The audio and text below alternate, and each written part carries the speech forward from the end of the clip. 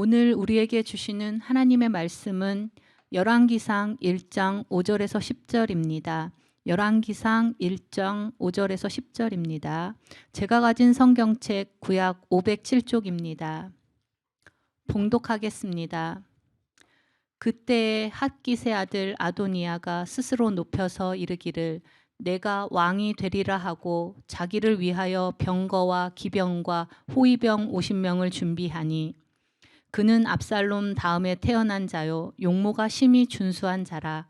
그의 아버지가 내가 어찌하여 그리하였느냐고 하는 말로 한 번도 그를 섭섭하게 한 일이 없었더라.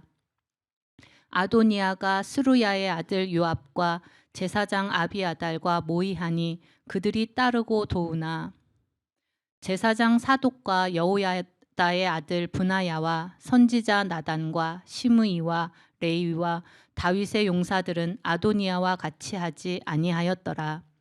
아도니아가 에느로겔 근방 소엘렛 바위 곁에서 양과 소와 살찐 송아지를 잡고 왕자 곧 자기의 모든 동생과 왕의 신하된 유다 모든 사람을 다 청하였으나 선지자 나단과 브나야와 용사들과 자기 동생 솔로몬은 청하지 아니하였더라. 아멘. 아멘.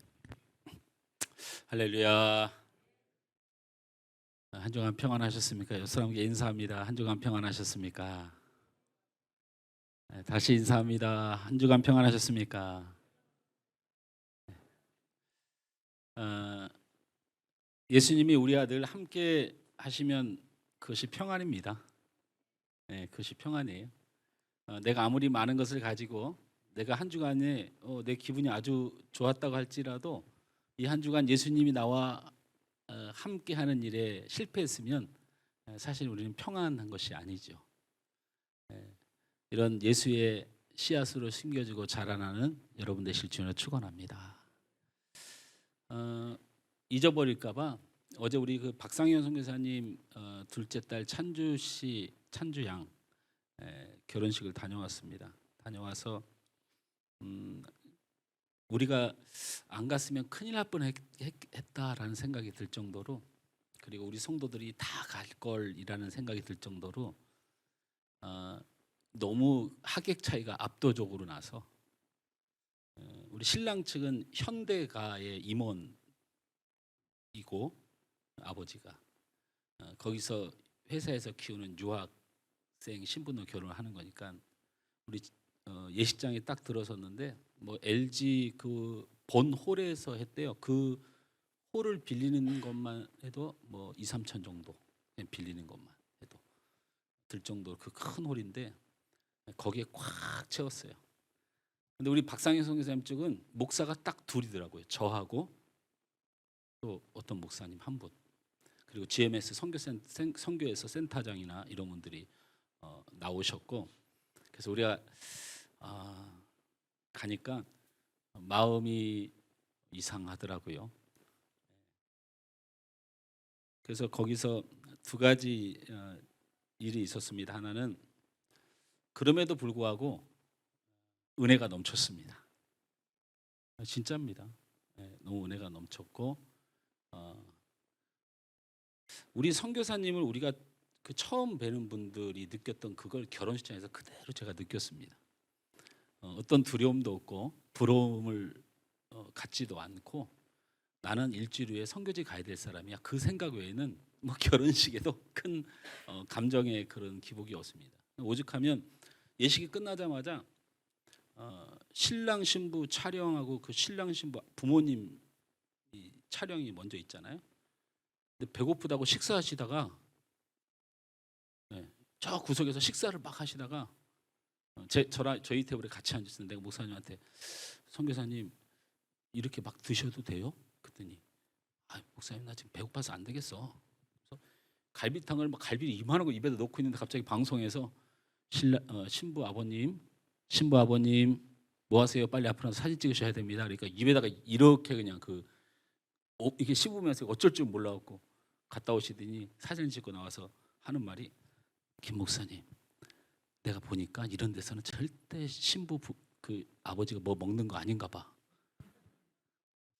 아주 그냥 실컷 드시더라고. 아유 그 모습에 너무 웃음이 났고, 두 번째는 주례를 집도하는 브라질 선교사님이 와서 집도를 했는데, 예수 안 믿는 사람들이 신랑 쪽에 꽤 많이 있죠. 회사에서 왔으니까. 그럼에도 불구하고 너무나도 은혜스럽게 잘 인도해 주셨고, 끝나고 제 테이블에 와서 같이 식사를 하는데 그분이 그렇게 유명한 분인지를 몰랐다가 가까이 뵙고 알았습니다. 우리 흔히들 지금 우리가 이렇게 찬양하는 이런 형태의 예배를 시작한 것이 남미 워십이라고 하는 것인데, 그 남미 워십의 창시자인 박지범 선교사님이더라고요. 그래서 우리 교회도 한번 방문해 주시기로. 싫으세요? 여러분, 제가 뭐 다시 이런 광고를 또 많이 할 일이 없지만, 다음 주에 우리 선교사님 들어가고, 우리 사모님 권윤숙 선교사님은 몸이 좀 많이 안 좋아서 치료를 마치고 들어갈 예정입니다. 여러분 기도해 주시길 바랍니다. 그렇게 기도해 주시고 협력해 주셔서 또 감사합니다. 말씀의 제목을 한번 따릅니다. 말씀을 따르면 은혜가 따릅니다. 말씀을 따르면 은혜가 따릅니다. 제가 두서가 너무 없는데요. 선교사님이 다른 말씀 안 하시고 우리 이재풍 목사님 얘기를 하시더라고요. 제 말이 아닙니다. 힘내서 선교사 빨리 나가랍니다. 아니 그렇게 말씀을 하는 걸 제가 어떻게 합니까? 그거 뭐 전해드려야죠. 고린도전서를 마치고 오늘부터는 구약의 열왕기서를 시작하려고 합니다. 한 3년 전부터 본 교회는 성경 한 권 한 권을 주어지는 예배 시간마다 차근차근 살펴보고 있습니다. 이제 수요 예배도 현재 예배소서 이 강의 남은 상태로 곧 마무리가 되게 됩니다. 이 마무리가 되게 되면 요한계시록을 드디어 제가 15년 만에 들어가게 됩니다. 요한계시록을 처음부터 끝까지 완강을 준비했고, 이 완강이 준비됐으니 수요일날 요한계시록을 들어가려고 합니다. 우리 성도들이 꼭 평생에 한 번은 요한계시록을 들어야 합니다. 정말 들으셔야 합니다. 그래서 요한계시록이 들어갈 주마여 수요 예배에는 우리 온 성도들이 나와서 내 평생의 신앙생활하면서 요한계시록의 문제 때문에 얼마나 한국 교회와 그다음에 우리 성도들과 그다음에 하나님의 교회들이 흔들리고 있었는지에 대해서 말씀을 면밀히 살펴보면서 우리 성도들만큼은 이 요한계시록 때문에 더 이상 흔들리지 않는 믿음이 세워지길 바랍니다. 오늘부터는 열왕기서를 살펴보려고 합니다. 열왕기란 말은 왕들의 이야기다란 말이고, 원래는 히브리어 성경에는 이것이 한 권짜리입니다. 열왕기서 이렇게만 기록되어 있는데, 우리가 갖고 있는 70인역이라고 하는 이 70인 성경에 이것을 두 권으로 나누어서 열왕기상, 열왕기하 이렇게 나누어진 것뿐입니다. 다른 것들은 제가 이제 계속 구약을 해 나갈 것이기 때문에 자세한 설명을 하지 않고 이런 생각을 가지고 말씀을 좀 보는 것이 중요합니다. 열왕기서는 왕들의 이야기입니다. 그런데 이것은 왕들의 이야기와 역사를 기록한 책이 절대로 아닙니다. 다윗을 본받거나 솔로몬을 본받거나 히스기야를 본받거나 성경은 그런 건 존재하지 않습니다. 단 왕들과 되어진 역사를 통하여 하나님이 우리에게 무엇을 말씀하려고 하시는지를 드러낸 책인 줄 믿습니다. 할렐루야. 그래서 열왕기서를 살펴볼 겁니다. 우리 먼저 1절로 말씀의 문을 좀 열어보려고 합니다. 우리 함께 읽습니다. 시작.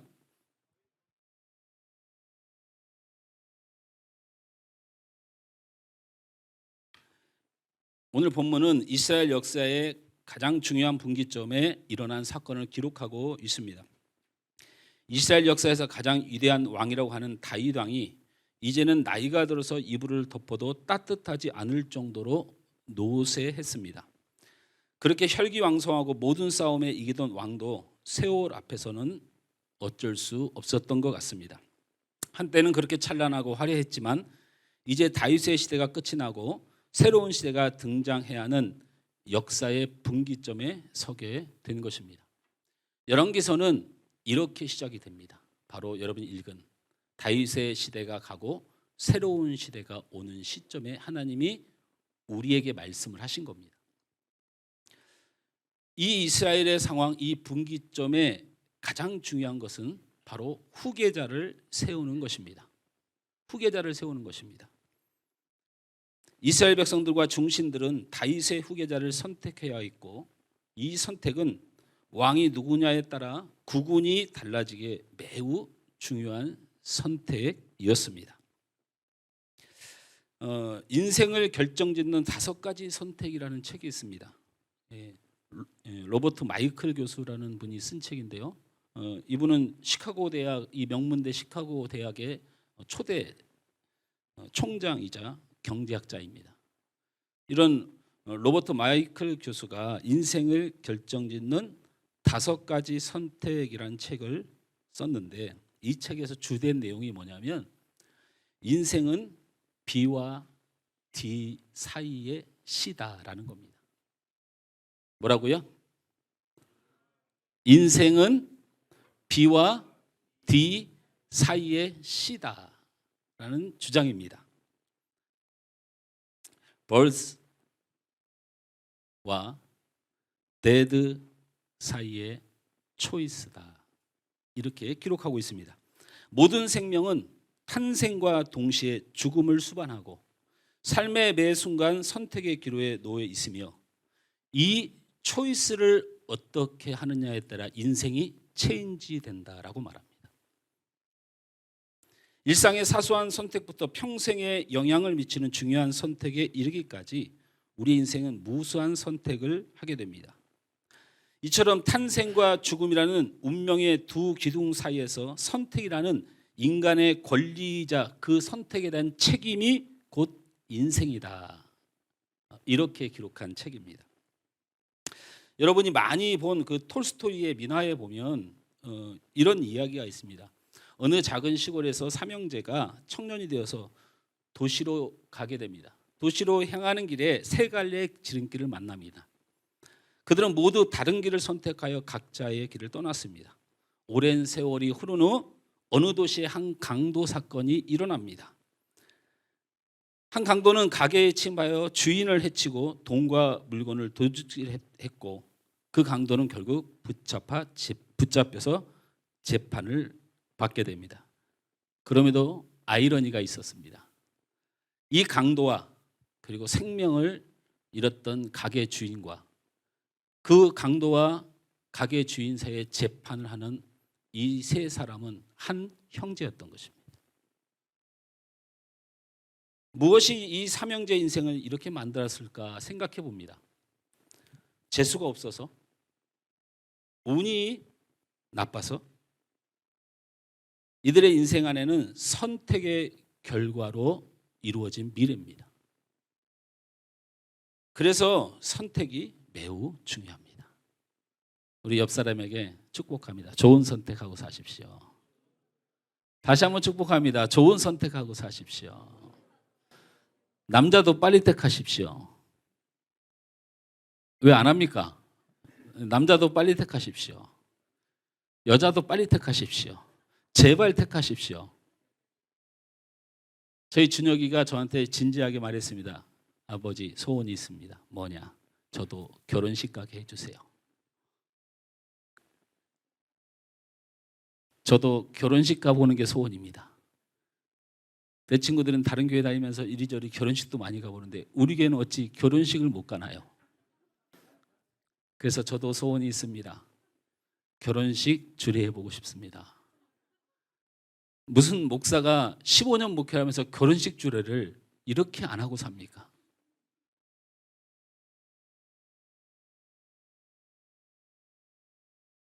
선택은 아주 중요한 것이라는 것은 누구나 다 압니다. 오늘 본문의 다윗 왕은 후계자를 세워야 하는 중차대한 기로에 놓여 있습니다. 우리도 마찬가지입니다. 인생의 분기점이 찾아옵니다. 이때 우리가 무엇을 선택하냐에 따라서 내 삶이 하나님의 축복으로 갈 것인지 아니면 실패의 길로 갈 것인지가 결정됩니다. 이 시점에 오늘 본문을 하나님께서 이렇게 여셨습니다. 다윗이 이제 곧 죽을 거니 후계자를 선택해야 한다라는 것에 하나님이 말씀의 무게를 두셨고, 이 선택의 사건을 오늘 본문에서 기록했으니 우린 하나님께서 우리에게 무엇을 말씀하려고 하신지를 마음에 새기면 오늘은 복음으로 능력을 얻는 줄 믿습니다. 오늘 본문 분기점에 아도니아라는 사람이 등장하는 것을 확인할 수 있습니다. 우리 5절 말씀을 다 같이 읽습니다. 시작. 그때 핫깃의 아들 아도니아가 스스로 높여서 이르기를 내가 왕이 되리라 하고 자기를 위하여 병거와 기병과 호위병 50명을 준비하니. 오늘 본문을 띄워줄 수 있으면 6절 말씀도 한 번만 더 띄워줬으면 좋겠습니다. 제가 별첨 본문으로는 준비하지 않는데 오늘 읽은 본문에 있죠. 없나요? 예, 같이 읽습니다. 시작. 그는 압살롬 다음에 태어난 자요 용마가 심히 준수한 자라. 그의 아버지가 내가 어찌하여 그리하였냐고 하는 말로 한 번도 그를 섭섭하게 한 일이 없었더라. 예, 저를 보십시오. 아도니아는 왕자입니다. 예, 그다음에 후계 구도에 있어서 아주 유력한 사람입니다. 그리고 아도니아가 이스라엘의 왕이 되는 것은 그냥 99.9999% 정해진 일입니다. 여러분 오늘 본문 보셨지 않습니까? 저게 무슨 내용입니까? 6절 내용이 너무 잘생겼고 백성들이 너무 좋아하고 하다못해 다윗이 왕을 하는 동안에 아도니아 때문에 섭섭한 적이 한 번도 없는 그런 훌륭한 인격자고 이미 다윗도 마음이 기울었고 뭐 이런 뜻입니다. 이런 뜻이에요. 이 아도니아는 다윗 왕의 아내가 여러분 대표적으로는 8명으로 우리가 이야기합니다. 대표적으로는 미갈 기억나시죠? 그다음에 아히노암, 아비가일, 마아가, 핫깃, 아비달, 에글라, 마지막이 밧세바 이렇게 얘기를 하는데요. 사실은 더 많습니다. 여기에 9명이 추가가 되고요. 또 더 많습니다. 성경 연구를 하다 보면 도대체 한 30명 정도 되지 않나라 싶을 정도로 아내들이 있는 겁니다. 그 중에서 바로 이 아도니아는 4번째 부인이라고 해야 되나요? 뭐 죽은 다음에 부인이 생기는 게 아니니까 왕후가 많죠. 그 중에 핫깃이라고 하는 미갈은 자녀가 없으니까요. 핫깃이라고 하는 왕비의 자녀로 태어났습니다. 그렇게 태어났는데 서열은 4위입니다. 첫째가 누굴까요?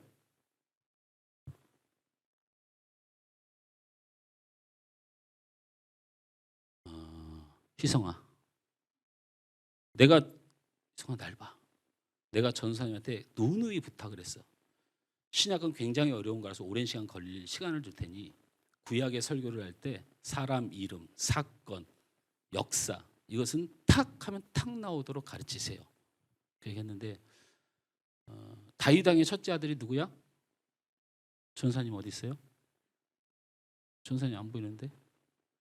진짜 안 보이네? 어디 갔어? 아 거기 있어요. 예, 앞으로 잘 부탁합니다. 우리 성도들 잘 부탁합니다. 예. 암논이죠. 암논입니다. 여러분 암논하면 생각나는 게 뭐가 있나요? 잘 부탁합니다. 예. 이 암논이 그 이복 동생 그러니까 압살롬의 친여동생인 다말을 성폭행합니다. 그 일련에서 암논이 압살롬의 부하들에게 잔치 자리에서 처형을 당하죠. 죽습니다. 암논이. 그다음에 둘째가 누굽니까? 길르압입니다. 이건 몰라도 뭐 어떻게 할 수가 없습니다. 워낙 일찍 병들어서 죽었습니다. 셋째가 누굽니까? 압살롬입니다. 압살롬. 이 압살롬은 마아가의 아들로서 아버지 다윗에게 반란을 일으켜서 군대 총사령관이었던 요압에게 죽임을 당합니다. 유명한 그 성경에 있는 기록들 보면 가슴에 칼을 3번이나 찔러 죽였다, 이렇게 나올 정도로 비참하게 인생을 마감하죠. 그리고 나서 지금 이 열왕기가 시작된 겁니다. 그러면 넷째인 이 아도니아는 서열 몇 위가 된 겁니까? 아들 그 서열 4위였는데 세 아들이 죽었다니까요. 그러면 이 아도니아는 몇 위가 된 겁니까? 1위가 된 것입니다. 이 넷째 학기세 아들 아도니아가 살아남아서 왕자 중에서 가장 장자였고 다윗이 후계자를 세워하는 상황에 백성들과 중신들의 선택은 매우 중요한 시기를 맞았습니다. 그때 등장하는 인물이 바로 이 살아남은 서열 1위 아도니아였습니다. 그래서 이건 그냥 정해진 일입니다. 그래서 5절 말씀을 다시 봅니다. 이 아도니아가 이렇게 말한 걸 너무 불편하게 생각하지 마세요. 시작. 그때에 학기세 아들 아도니아가 스스로 높여서 이르기를 내가 왕이 되리라 하고 자기를 위하여 병거와 기병과 호위병 50명을 준비하니라. 목사님 다윗의 군대가 몇 명이고 왕의 군대들이 몇 명인데 50명 가지고 그러십니까? 여러분, 왕자는 친위대를 거느릴 수가 없는데 이 아도니아라고 하는 이 왕자가 왕이 될 것이기 때문에 왕의 친위대가 아도니아를 호위하고 있었던 것입니다. 그러니까 이미 그런 왕의 자리에 이미 가 있는 사람이라고도 볼 수 있죠. 거기서 아주 중요한 사실은 뭐냐면, 자, 아도니아가 내가 왕이 돼야 하고 그럴 수밖에 없는 상황이 되었을 때 고민하던 두 부류가 있었습니다. 첫째 부류는 아도니아를 왕으로 인정하고 세우기를 선택한 사람들이 있었습니다. 7절 말씀 우리 다 같이 읽어봅니다. 시작. 아도니아가 수리의 아들 요압과 제사장 아비아달과 모이하니 그들이 따르고 도우나. 저를 보십시오. 여러분, 요압이 누굽니까? 요압이 제 기억으로는 이스라엘 나라에 저렇게 힘이 강한 사람은 없습니다. 요압은 이스라엘 역사의 삶을 살아가는 전 세대에 했던 역할이 뭐냐면 이스라엘 군대의 총사령관의 직분을 맡았습니다. 압살롬을 막을 때도, 사울을 막을 때도 이스라엘의 출범과 동시에 이스라엘 나라의 최고 군대 총사령관이 누구냐면 요압입니다. 아비아달은 누굴까요? 여러분, 아비아달은 대제사장입니다. 아비아달에 대해서 할 얘기도 많지만 시간이 없으니까 다윗에게 있어서는 어떤 사람이냐, 간단합니다. 대제사장들이 많은데 사울이 화가 나가지고 다윗을 죽이려고 할 때 유일하게 제사장 한 사람이 나서서 못 죽입니다 했습니다. 못 죽입니다. 안 됩니다. 이 사람이 누구예요? 아비아달입니다. 그래서 아비아달이 명문지화를 당합니다. 다시 말하면 한 명도 살아남지 않고 다 죽습니다. 그때 하나님이 살려준 사람, 그 가문에서 딱 한 사람 살아남았는데 다윗을 위하여 목숨 바쳐 외치다가 살아난 사람이 아비아달입니다. 이 사람이 지금 현재 다윗 왕의 나라의 이스라엘의 대제사장입니다. 자, 이 사람들이 누굴 지지했다고요? 누굴 선택했다고요? 아도니아를 선택했습니다. 여러분, 이거 감당할 수 있겠습니까? 다윗 왕도 섭섭한 게 하나도 없고 너무 좋아하는 아들이었고, 아도니아가 성경학자들은 다윗을 가장 많이 빼닮은 사람이었다고 연구할 정도입니다. 왕의 복심도 가 있고 군대 총사령관 요압과 대제사장 아비아달이 아도니아를 왕으로 선택하고 지지했다는 얘기입니다. 그런데 이런 대세에도 여러분, 불행하게도 아도니아를 선택하지 않은 사람들이 오늘 등장합니다. 우리 8절 말씀을 다 같이 읽습니다. 시작. 제사장 사독과 여호야의 아들 브나야와 선지자 나단과 시므이와 레이와 다윗의 용사들은 아도니아와 같이 하지 아니하였더라. 제사장 사독 분하야, 선지자 나단, 시므이와 레이. 이 분하야는 이 군대 군대에서 직책을 가지고 있는데, 지금으로 말하면 제가 군대를 이상한 데를 나와가지고 잘 모르겠는데, 그 소대가 있죠. 그 위가 뭔가요? 중대가 있죠. 그 위가 뭔가요? 뭐 어렵지도 않네요. 소중대네요. 그럼 그 위는 뭔가요? 연대.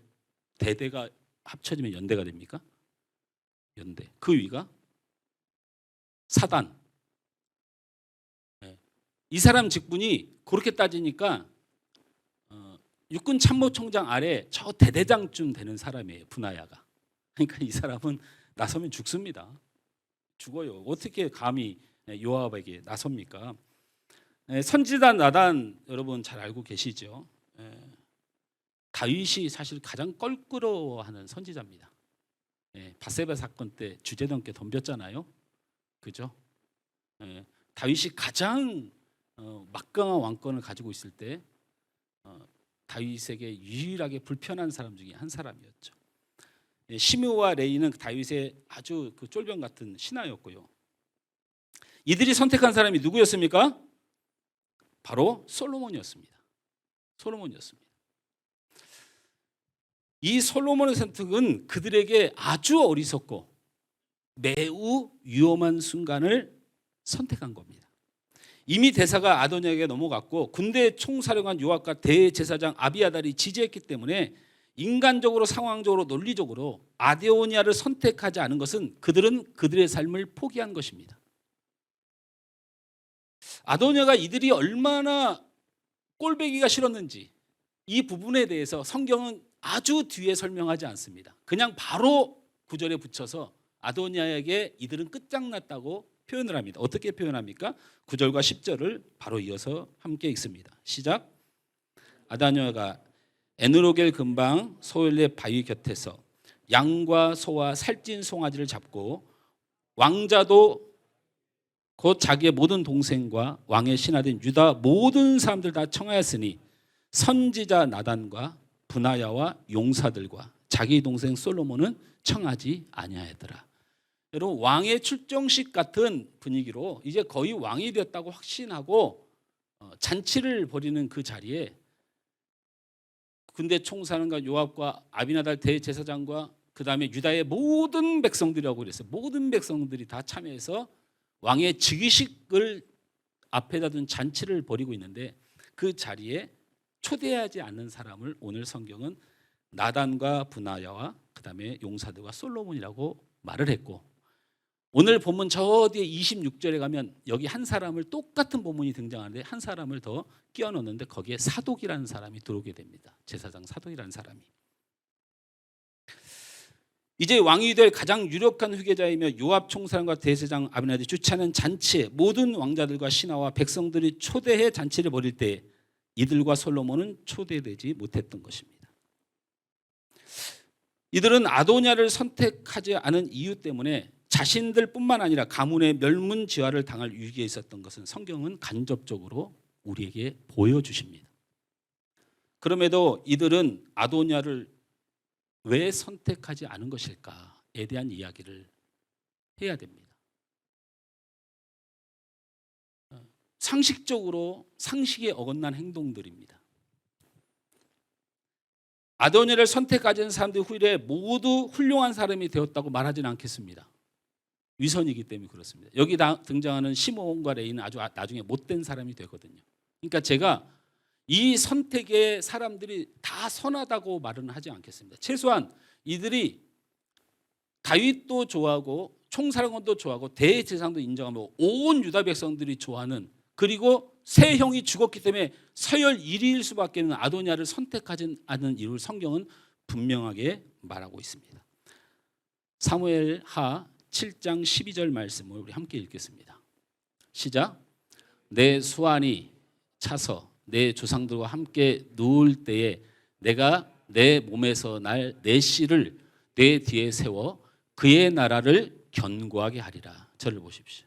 바로 이 말씀 때문입니다. 이 말씀은 다윗이 아주 강성했을 때, 그리고 밑에의 암놈이라든지 이 압살롬이라든지 이런 어떤 왕이 청탄전이 벌어질 때 하나님이 나단 선지자를 부릅니다.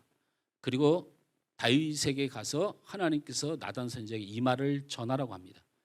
바로 저 말입니다. 네가 죽을 때에 염려하지 마라. 그때의 날 씨를 통하여 이 나라를 견고하게 하리라. 후계자 걱정은 하지 마라. 이렇게 주신 겁니다. 여기에 뭐가 문제입니까? 뭐가 문제입니까? 이 말을 할 때 누가 있었습니까? 아도니아가 이미 태어나서 있었습니다.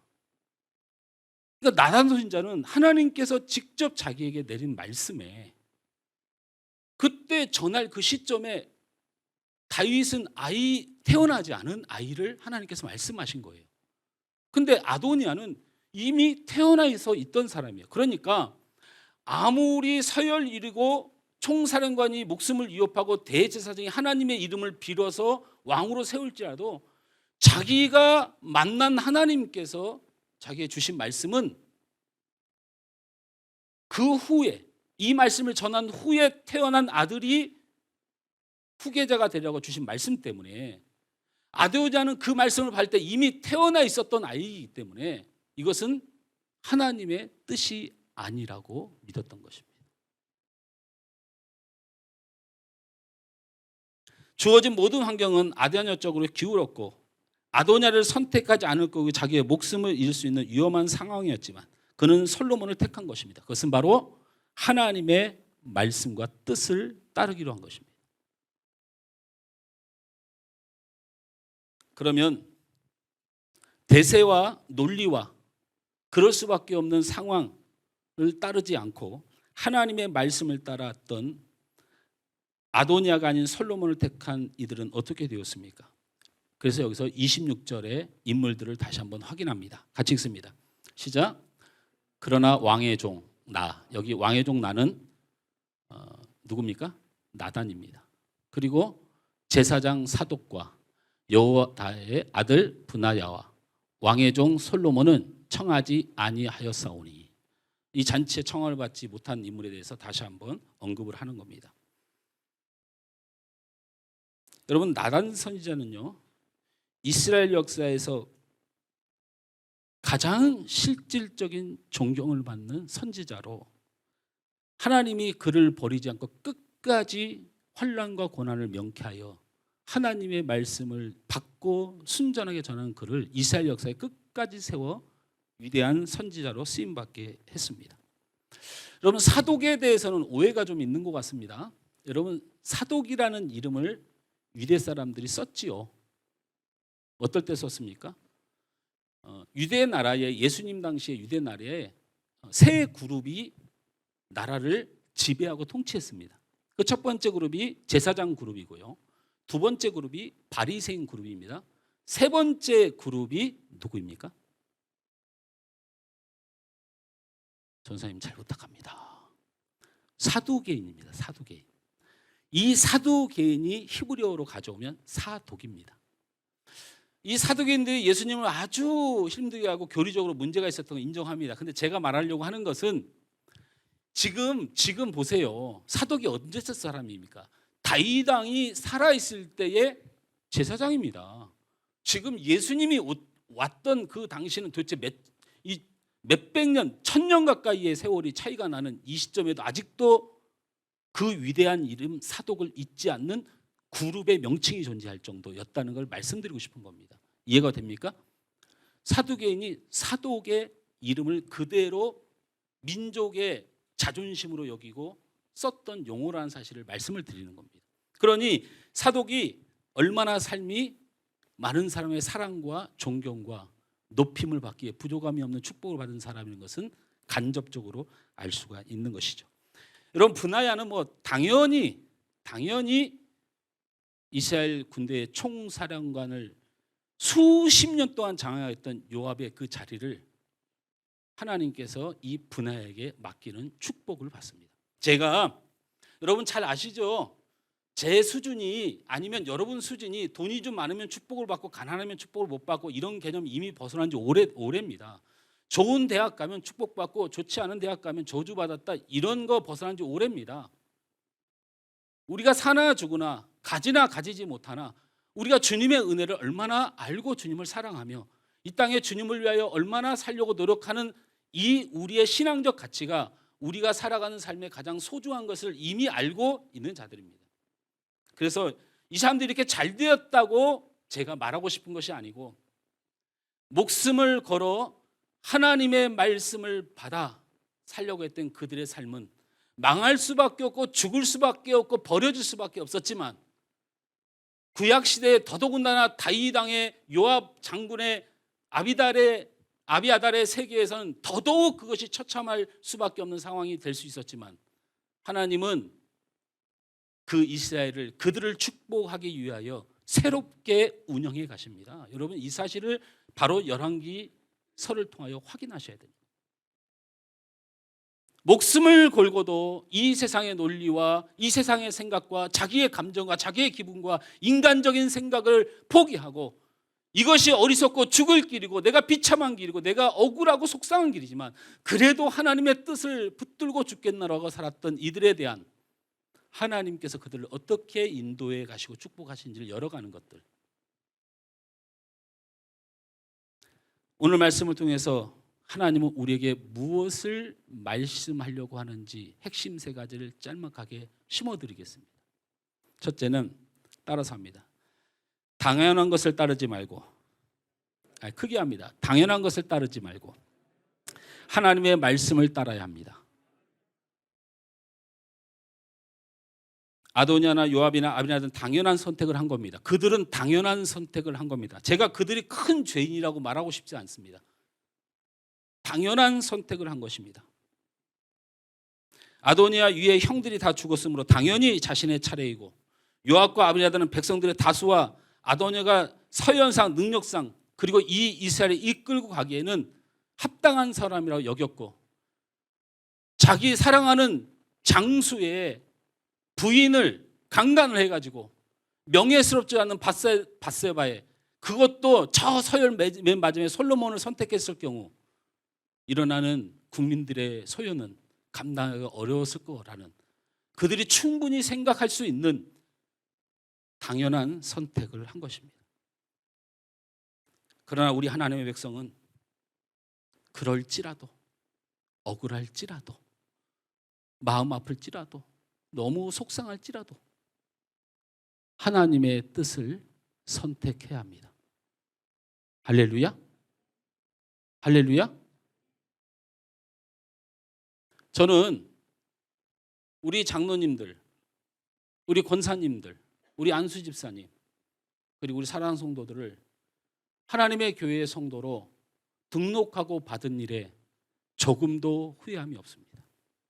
저와 성향이 다를 수도 있고 제가 그보다 부족할 수도 있지만 하나님이 여러분을 사랑한 그 선택에 대하여 저의 선택은 조금도 후회하지 않습니다.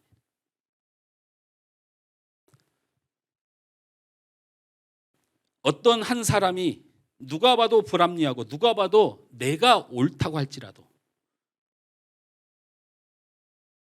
하나님의 뜻이 그를 사랑하고 용납하고 그를 정죄하지 말라고 하면 우리는 당연한 내 논리와 내 감정을 따르지 않고 하나님의 뜻인 사랑과 용납과 정죄하지 않음을 선택해야 될 줄 믿습니다. 두 번째, 따라서 합니다.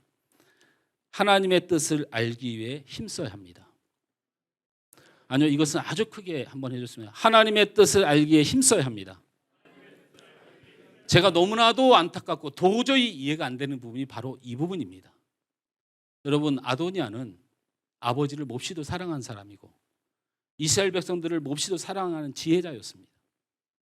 그리고 여러분, 요압은 어떤 사람이었습니까? 하나님이 택한 다윗에 대하여 사울에게 목숨을 걸고 하나님의 뜻을 전했던 사람이고 아비아달 또한 어떤 사람이었습니까? 자기 온 가족이 죽음이라는 비참함 속에서도 하나님의 말씀을 기억했던 사람입니다. 어찌하여 이들이 이 모양이 되었습니까? 어찌하여?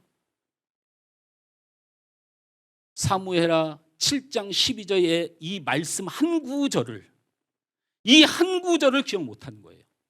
이 한 구절을 알지 못했던 겁니다. 저는 하나님의 말씀을 믿습니다. 제가 말씀드렸잖아요. 지난주에 분명히 말씀드렸습니다. 제가 전하기에 부족하고, 제 능력이 부족하고, 제가 연구가 부족하고, 제가 여러분의 인격적으로 여러분이 저를 따르기에 부족한 사람일 수 있어서 너무나도 마음이 아프고 죄송하지만, 제가 하나님의 말씀을 선포하는 한 그 말씀은 반드시 씨앗이 되고 나무가 되어서 때가 되면 열매를 맺을 줄 믿는다고.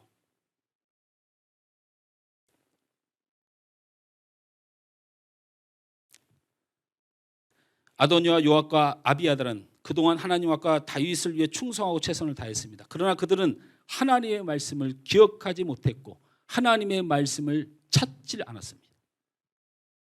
왜 그러냐고 물어봐야죠. 나단한테. 너는 선지자잖아. 너 왜 그러는 거야? 사독을 불러서 물어봤어야죠. 너 왜 그러냐고. 그러면 그들이 말했을 거 아니에요. 하나님의 말씀이 있었습니다. 이러한 시도조차도 안 하고 주님의 공동체, 하나님의 공동체 이끌어가면서 자기 느끼는 감정대로 대세대로 교회를 그렇게 이끌어가고 그런 감정을 이끌어가는 교회는 아무리 강력한 요압, 아비나달, 다윗이 뭉쳐도 쑥대밭되는 것이 하나님의 보여주신 현실입니다. 그러나 아무리 약하고 무너져도 하나님의 말씀을 찾고 기억하고 그 말씀을 마음에 심으려고 하는 자들은 하나님께서 반드시 은혜를 주실 줄 믿습니다. 여러분, 나를 바꾸려, 나를 이해해 보려고 애쓰지 마십시오. 안 됩니다. 절대로 안 됩니다. 여러분을 바꿀 수 있습니까? 못 바꿉니다. 여러분을 바꿀 수 있는 것은 하나님의 말씀의 역사입니다. 말씀은 살아 역사하시고 그 말씀은 예수님이 되셔서 이 땅에 오신 존귀한 거룩한 하나님의 뜻입니다. 그것이 만듭니다. 반드시 만듭니다. 셋째, 따라서 합니다. 하나님의 말씀과 뜻을 알았으면 순종하시기 바랍니다. 순종하시기 바랍니다. 나단과 사독과 브나야가 한 편을 들었다, 그래서 복을 받았다, 이렇게 대충 얘기하기에는 이들의 순종은 목숨을 건 순종이었음을 기억하시기 바랍니다. 우리 지금 저와 여러분의 가장 큰 문제는 우리는 하나님에 대해 너무나도 잘 안다는 사실입니다. 우리는 하나님의 말씀을 너무나도 잘 안다는 것입니다. 제가 우리 목장 모임에 돌아가면서 가거나 이렇게 갑니다. 그러면 서로 어색할 때가 한 군데가 늘 발견되는데요. 그게 뭔지 아세요? 말씀을 연구를 막 하고 서로 나누고 느낀 점을 말하고 결론이 다 똑같습니다.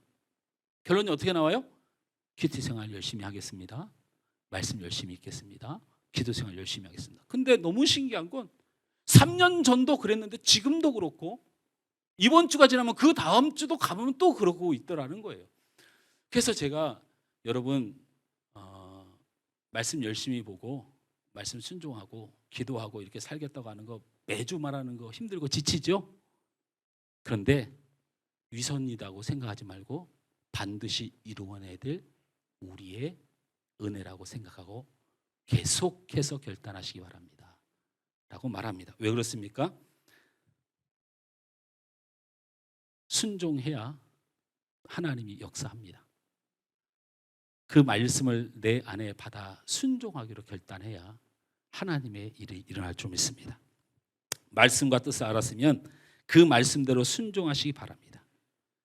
그 후에 일어나는 모든 일을 뭐라고 부르는지 아십니까? 하나님의 은혜라 부르는 겁니다. 하나님 말씀을 받지도 않고 순종하지도 않고 내 뜻대로 살아가는데 여러분에게 하나님의 은혜가 있다라고 하는 건 그건 우리의 착각입니다. 하나님의 말씀을 순종할 때 여러분의 삶에 주시는 것이 바로 하나님의 은혜, 하나님의 역사, 하나님의 기적인 줄 믿으시기 바랍니다. 우리 다시 한번 따라합니다. 하나님의 말씀을 따르면 하나님이 은혜를 주십니다.